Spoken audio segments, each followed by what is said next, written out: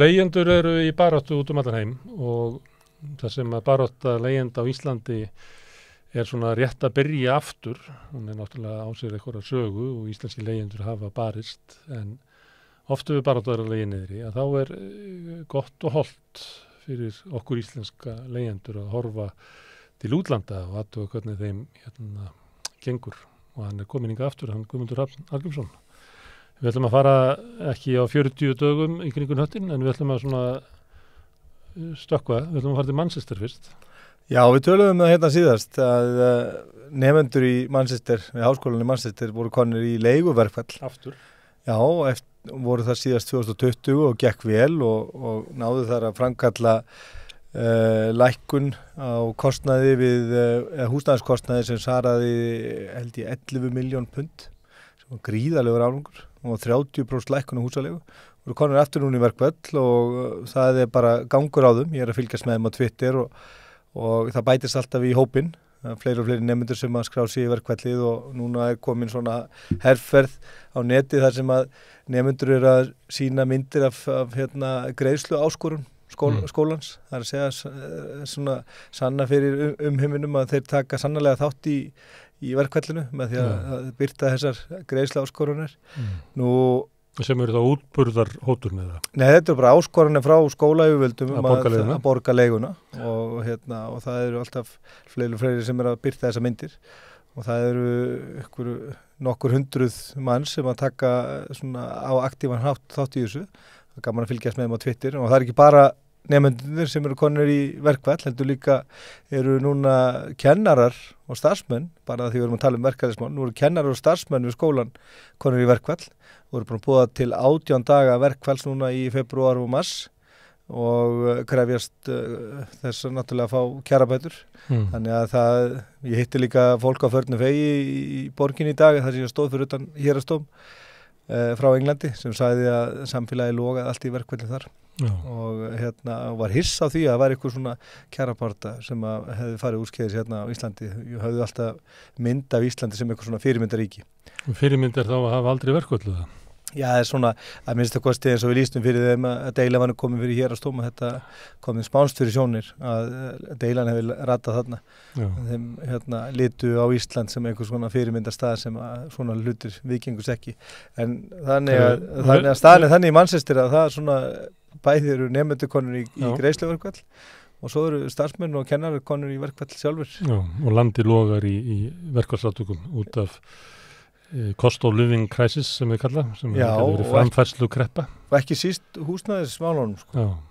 Herðu, við hefum að fara til Los Angeles? Já, svo er Los Angeles. Ég las mér til hvernig staðan er þar. Þar hafa líka verið mikið af leiguverkföllum og það voru í Kaliforníu veit ég 3 dæmi frá því fyrir það sem að voru leiguverkföll og gengu þau öllu upp. Þessi að leigjendur náðu að framkalla þá lækkun sem að kröfðust að minnsta kosti einhverju leyti. Nú, þeir hafa sett á svona svokallan fair market rent viðmið sem að eins konar reiknivél eins og ekkert ósvipuð þeirri reiknivél sem að leigjendasamtökin kynntu til sögunum fyrir ári síðan.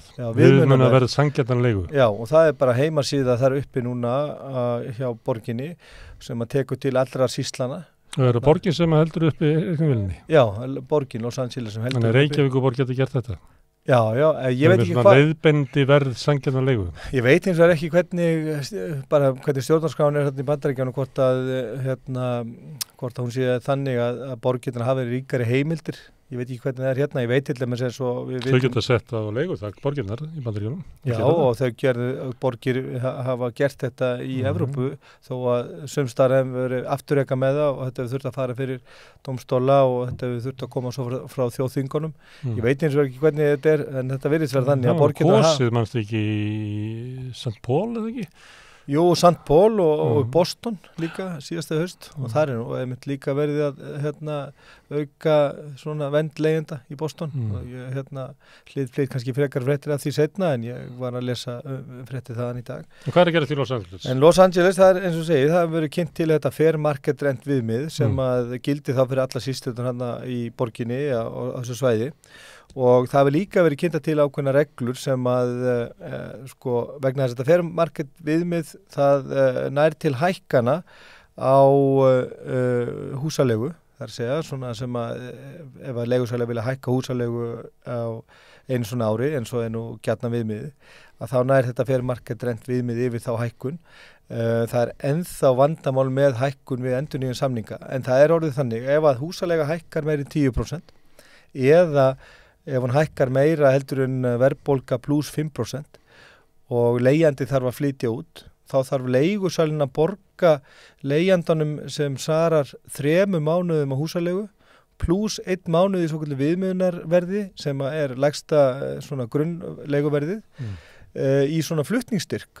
Þannig að ef að leigjandi þarf að flýja vegna of hás húsaleigu þá þarf leigusalinn að borga fyrir það og það myndi jafngilda því ef að leigusalinn þurft að borga leigjandunum alltaf ekki svona cirka 1 milljón sem að þyrftu þá að borga leigjendunum. Og er þetta að íslenski leigjendur séu í hláturskasti að hlusta á það? Þeir veit þetta svo ótrúlega á skjön við það hvernig valdahlutin eru og íslensku leigumarkaði. Já, þetta er vel að merka að gerast í Los Angeles, svona í það sem við myndum kannski ætla að væri svona höfuborg kapitalismans.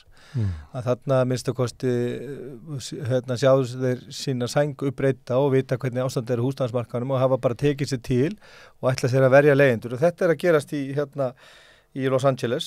Ef við förum að annan sólríkan stað, Ítalíu, og þá er sól á Ítalíu núna, er ekki kalt í Ítalíu? Já, svona að öllu jöfnu er nú sólríkt á Ítalíu. En þar vorið er að koma núna bara, það er að koma febrúar. Já, en við hugsa nú oft þangað. En þar eru bara fregnir af því að það er að fækka íbúðum í kerfi sem þeir hafa viðhaldi í áratugi sem heitir svokallega rent to buy. Það er að segja að það hefur verið kerfi við lýði og hefur verið mjög svona umfangsmikið þar sem að leigjendur geta gert 2-5 ára leigusamninga og gert svo samning við leigusalan að fá að kaupa íbúðina. Þannig að leigan renni inn sem Já, það rennur leigan öll inn sem innborgunin á íbúðina. Nú það fækkar íbúðum í þessu kerfi og er það því að svo margir sem kaupa þessu út úr þessu? Nei, það er rakið til húsnæðiskreppu sem er á Ítalíu líka núna.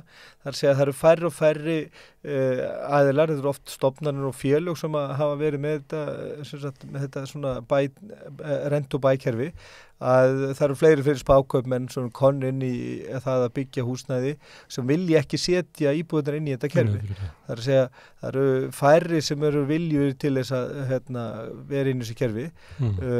Nú heyrist á svona með að lesa ítalska miðla að það séu svona viðbrögð vonandi svo væntanleg frá ríkinu eða yfirvöldum. Það er bregðast við þessu vegna þess að þetta hefur verið stór og merkilegu þáttur og mikilvæg þáttur í húsnæðismálum á Ítalíu. Það er að segja að leigjendur geti þá leigt íbúðir í 2-5 ár, ég held að segja 5 ára á hámarki og þá renni þá sér 5 ára leiga upp í kaupverðið og leigjendur. Það segja með einhverju fyrirvara að ég ætla að breyta sig yfir í kaup. Já. Þú getur skrifað inn í samningi frá upphafið eða þá komið þá fram eftir ákveðin tíma og upp að 5 ára leiga getur þá gengið upp. En það fækkar íbúðum í þessu en það er vantarlega eitthvað viðbröð við því. Það er margt snjallt í Ítalíu. Það eru með eitt kerfi í kringum atvinnuleysisbætur. Að ef að þú ert á atvinnuleysisbótum að þá getur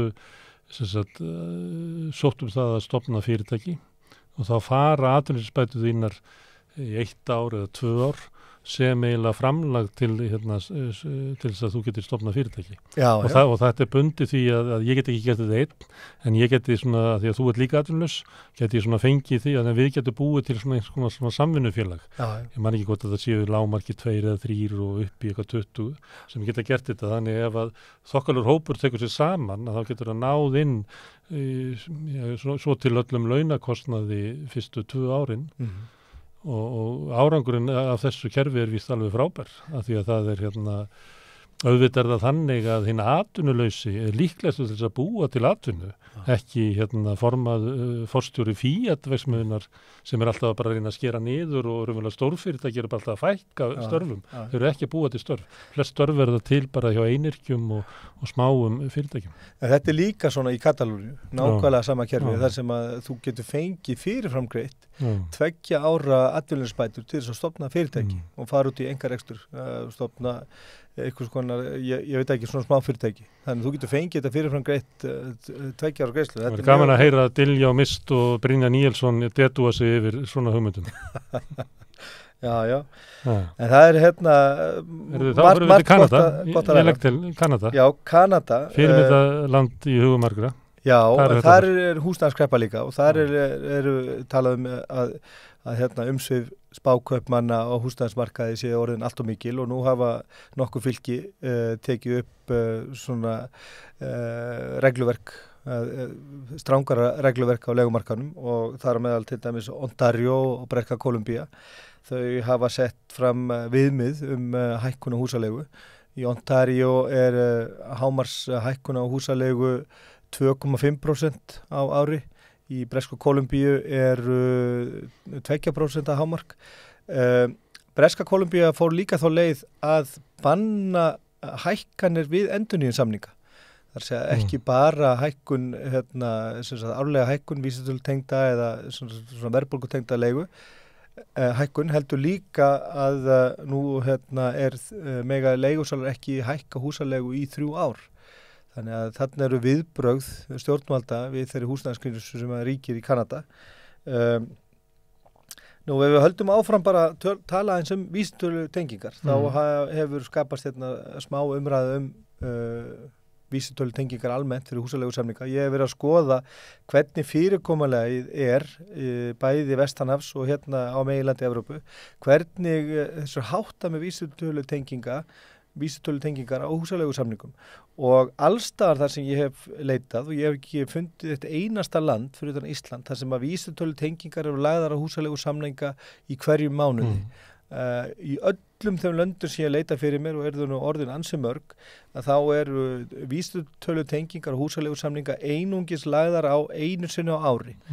Og ég hef verið að reikna þetta í samvinnu við aðra og það er þannig að vísitölutenging sem lögð á hver einasta mánuði eykur krónutöluhækkunina allt upp undir þrefalt yfir árið. Það er að segja ef að því hún lögð á einu sinni mánuði og þá öll hækkun og líka undangengin hækkun sett á yfir hver einustu mánuð á móti staðinn fyrir að öll hækkunin yfir árstímabilið bara sett á einu sinni ári eftir að samningurinn er ársgamall og svo aftur 2 ára að þannig hækka krónutalan margfalt og þetta hlutur sem við þarf að skoða og ég er að reyna að skoða hvernig þetta skrifað inn í íslenska leigusamninga vegna þess að skipti máli hvernig þetta skrifað inn í samningana. Það er ekki nóg að segja þessu verðtryggðir samningarnir eða vísitölutengdir heldur líka hvernig vísitalinn er reiknuð. Ég fekk skjal frá aðila sem hefur verið að spá mikið í þessu sem Einnig svona þumalputta útrýning. Segjum að þessi íbúð á 250 krónur og á Spáni og það er 10% verðbólga. Og á Spáni er heimilt að hækka hana einu svona ári. Þannig að eftir 1 ár, þegar verðbólga búið að vera 10% í 1 ár, að þá kemur 25.000 krónur hækkun. Á Íslandi það sem var hækkað allan tíman að þá borgaði leigjandinn á Íslandi 150.000 krónur til leigusalans á leiðinni áður en koma hækkunni. Þetta eru svona hlutvöldin sirkabott. Já, þetta er það sem að það er nákvæmlega svona sem þetta er á Íslandi umfram öll önnur lönd sem ég hefur skoðað og þetta er náttúrulega kerfið hér er alltaf það er svo gott fyrir leigusala. Já, ég bara veit ekki hvort að menn hafa hugsað út í það á hvaða grunni þetta er. Af hverju vísitöltengingar á húsaleigusamningu koma inn mánaðarlega en ekki. Það er betra fyrir leigusala. Já, en ég eftir að skoða betur hvernig þetta er almennt bara í samningsrétt lögunum vegna þess að það náttúrulega eru í lögum samninga talað samningsstöðu og réttmæti og svona. og ég hef verið að lesa nokkra greinargerðir reyndar frá Englandi að mynda akkurat þetta atriði þar sem að vera vísitölu tengja samninga og þar hafa lögfræðingar dregið í efa réttmæti útreikninga þannig að þetta eru mjög svona hugsanir og pælingar sem eiga alveg rétt á sér. Það er annað, það er eitt svona að lokum sem er mjög mikilvægt og rauninni mjög alvarlegt mál að ég fekk sendingu frá fjölskyldu sem á leigumarkaði núna nýlega þar sem að mér var tjáð og sýnt fram á hvernig skerðingar á húsnæðisbótunum koma til og hvað áhrif þetta hefur á fjárhag fjölskyldunar. Þar var fjölskylda þar sem að unglingur á heimilinu 18 ára gamall hafi verið að safna sér sparifé einmitt með það augmiði að geta eignast útborgun, safna sér fyrir útborgun í íbúð og það var komið þannig við sögu og sem sagt fjölskyldan líka, þeir fullorðna heimilinu voru líka að leggja fyrir til þess að reyna að safna sér fyrir útborgun að það kom að því að sameiginleg sparifé allra á heimilinu sem voru yfir 18 ára gamlir var komið upp í 8 milljónir og þá fór að koma skerðingar á húsaleigubæturnar. Það er að segja húsaleigubæturnar eða húsnæðisbæturnar reyna að koma í veg fyrir að fólk geti safnað sér fyrir útborgun til þess að losna af leigumarkaði. Þarna er bara í rauninni ríkisvaldið að hindra það með mjög kröftugum hætti að koma í veg fyrir það að leigjandinn á leigumarkaði getur veitt sér eitthvað bjargir. Þarna er ríkið búin að reisa þennan stóra múr. Ríkið sem ber ábyrgð á því hvernig staðan er á leigumarkaði gerir líka í því að koma í veg fyrir það að leigjandinn eigi sér einhverja bjargir. Þetta er náttúrulega algjörlega ótrúlegt. Ég labbaði stundum Lindagötuna á leiðinni heim og heimann rétt hjá. Og þegar ég labba fram í fjármálaráðuneytinu þá finnst mér í stundum heyra svona hlátur. Það sem menn að semja svona reglur. Þetta er veruleikin leigjenda á Íslandi í dag. Þetta er mjög biturt. Þetta er mjög biturt. Og Herru Guðmundur, takk fyrir að koma og komdu sem oftast og segðu okkur frá baráttu leigjenda víða heiminn.